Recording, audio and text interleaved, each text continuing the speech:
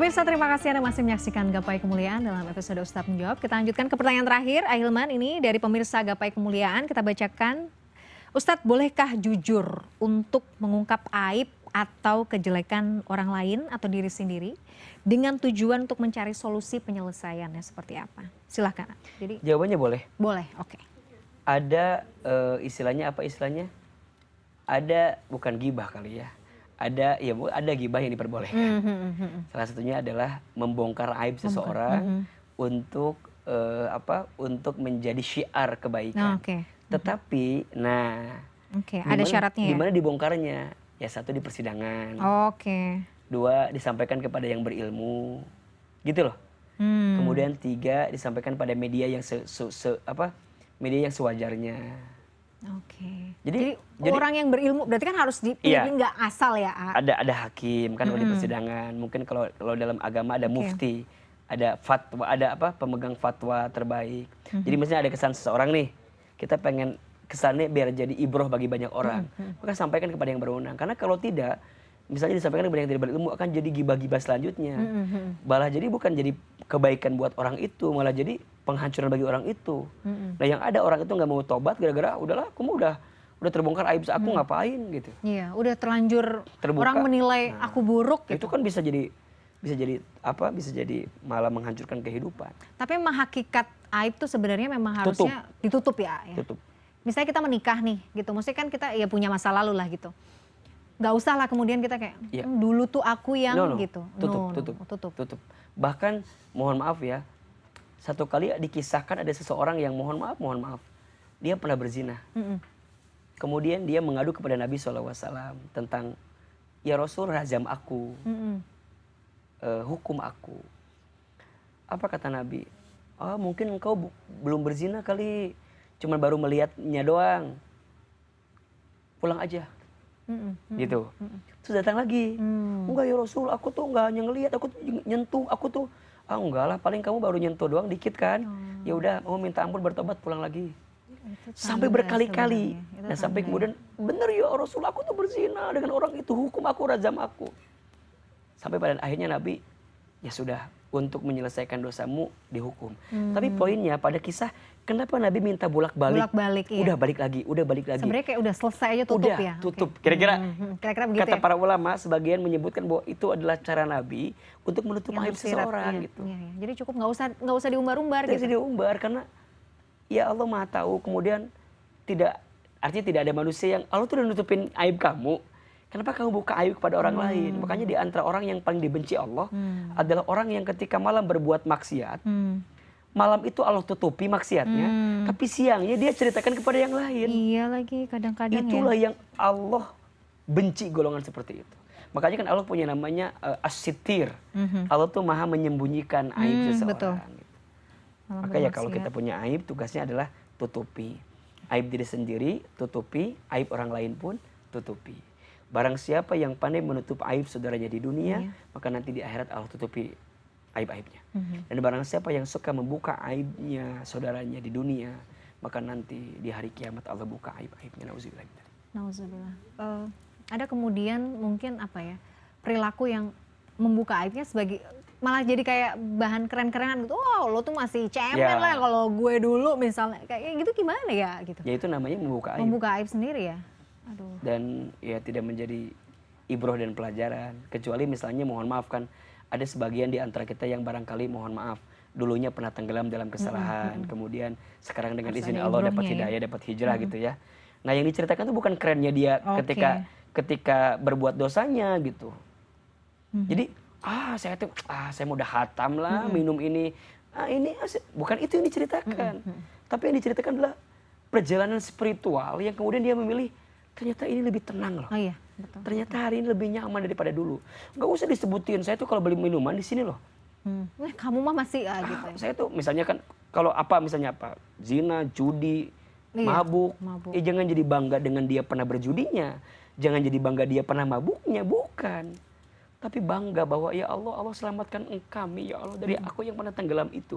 Nah itu di notesnya, itu di highlightnya. Bukan kisah tentang kemaksiatannya, khawatirnya jadi inspirasi bagi orang lain. Iya, itu masalahnya. Tuh dia juga berubah kan. ya udah saya juga mending nyoba Nggak dulu. apa-apa lah, nyoba dulu, nanti kan juga bisa tobat Kayak gitu. dia, Gitu. misalnya kan.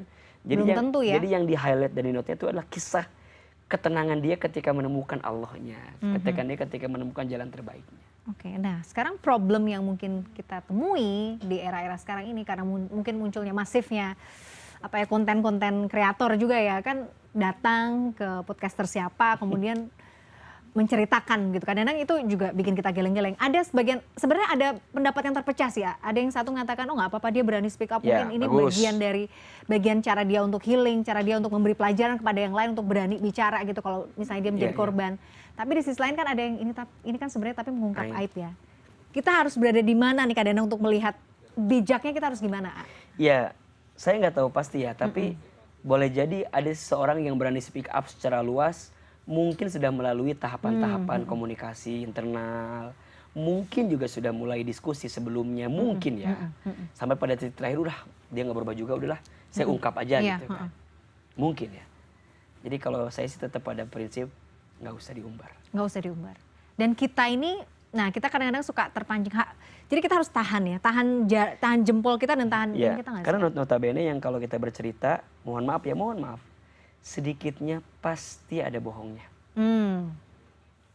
Karena itu dari satu perspektif kita aja karena maksudnya. Jadi misalnya kita bicara tentang satu hal, pasti yang kita bicarakan adalah POV kita. Iya, pasti. Ya kan, bukan POV daripada orang yang lain yang kita bicarakan.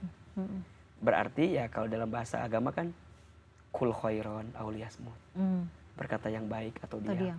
Udah itu paling senjatanya kita aja udah. Kenapa coba? Kenapa kita harus diajari berkata baik atau diam? Karena kalau kita bicara berpotensi ada dosanya. Berpotensi ada dosanya. Ada bohongnya, ada dilebih-lebihkannya, ada dikarang-karangnya. Nah kalau kita kebiasaan kemudian akhirnya ngomenin kehidupan orang atau bahkan mungkin menjudge, menghukum, itu apalagi? mencela dan lain sebagainya itu loh, yang kadang-kadang kan kita suka ngelihat kayak gitu ya. Pertanggungjawab dampaknya apa sih sebenarnya? Ya kalau orang itu merasa tersakiti, terzolimi nanti di akhirat. Waduh tuh. Dan jangan sampai. Kita bisa transfer pahala dong berarti. Iya dong, pasti dong. Makanya hati-hati ngomentarin orang, hati-hati hate speech, hati-hati Udah merasa kayak paling provokasi, suci gitu. hati-hati nyebar hoax, hati-hati. Mau tidak mau itu akan dipertanggungjawabkan di hadapan Allah Subhanahu Wa Taala. Berat lisan itu. Jangan terlalu sibuk dengan urusan orang lain juga lah. Kadang-kadang kita juga suka kepo sama urusan orang. Pengen aja komentar. Kayaknya kalau nggak komen tuh nggak asik dan nggak keren gitu. Iya gitu kadang-kadang kan. Apalagi yang lagi viral gitu misalnya. Padahal kerennya kita bukan ada di situ. Kerennya kita ya saat kita bertakwa sama Allah. Masya Allah. Makanya jangan jadi, kan gini, orang tuh berbuat tercela. Jangan jadi ikut-ikutan tercela karena kita mencela perbuatan tercela. Jangan ikutan tercela karena kita mencela ya. perbuatan orang mencela. Jadi udah tahu ini tuh tercela. Kita tuh mencela gitu. Kita mencela perbuatan tercela. Itu aja tercela gitu. Kita tercela gitu. Justru kenapa Allah tuh ngasih tahu kita jangan terlalu menghina. Berarti ya Allah, hamba tuh berlindung jangan sampai hamba masuk kategori itu. Tapi jangan kemudian jadi mencela. Dan kita boleh ya, maksudnya melihat kayak gitu sambil kita berdoa ya, maksudnya. Dan biasanya kan mencela itu pada aib orang yang terbuka kan. Iya. Boleh jadi aib orang yang dibuka itu jauh lebih Allah sayangi daripada kita yang ditutupi aibnya. Ya Allah. Mungkin aib ini dibuka sama Allah biar dia tobat kembali, dan saat dia tobat dia wafat dalam keadaan tobat. Boleh jadi itu lebih dicintai Allah daripada kita yang seakan merasa aman dengan segala kebaikan. Belum tentu hasil akhir hidup kita seperti apa. Aduh, betul, belum tentu kita tuh lebih baik dari kita yang kita hina ya. Jadi menurut saya, don't judge the book by its cover. Setuju. Jangan lihat orang dengan covernya hari ini. Masya Allah. Karena kita nggak pernah tahu penutup Merinding bukunya saya. apa gitu. Kan cover depannya mungkin cover belakangnya belum ada covernya kali. Iya. Gitu. Jadi tenang. Semua. Malah kita doakan aja sebenarnya. Kita doakan ya kalau ngeliat kayak gitu. Baik-baik. Oke, Masya Allah. Ahilman, sudah tuntas pertanyaan-pertanyaan hari ini untuk dijawab. Terima kasih. Masya Allah, luar biasa. Semoga memberikan pencerahan, solusi, dan mendekatkan kita ya.